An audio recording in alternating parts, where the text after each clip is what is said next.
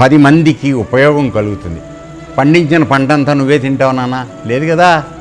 అవసరానికో దేనికో నీ దగ్గర నీకు కావాల్సిన డబ్బులు లేవు, నా దగ్గర డబ్బులు ఉన్నాయి. నువ్వు పండించిన ధాన్యం కొనుక్కుంటున్నా, నీకు ఆ డబ్బు అవసరం, నాకు తినడానికి ఈ ఆహారం అవసరం. కాబట్టి నీ వలన 10 మందికి. అందుకే రైతు యొక్క సేవ గొప్పదని చెప్పుకునేది. వాడి కోసం వాడు ఒక్కడు చేసుకోవట్లా. ఆ తీరుగానే యోగి ఇంద్రియాల ద్వారా ధన వస్తువులు స్వీకరించి సమయానికి వాటిని త్యాగం చేసి దానం చేసి పరులకు ఉపకృతి గావిస్తూ ఉంటాడు. అది ఇక్కడ రహస్యం ఉంది. ఏమిటంటే చూడండి, మేము మీకు ఎప్పుడూ చెప్తూనే వస్తున్నాం, మనం వానప్రస్థానికి వచ్చేటప్పటికి మీరు ఇంకా సంపాదించడం మానేసి మీరు అన్నీ ఇచ్చేయడం నేర్చుకోవాలి అని. ఇక్కడ వస్తోంది దాని సంగతి. ఏమిటంటే యోగి అయిన వాడు ఇంద్రియాలతో ముందు సంపాదిస్తున్నాడు. అంటే ఏమిటి?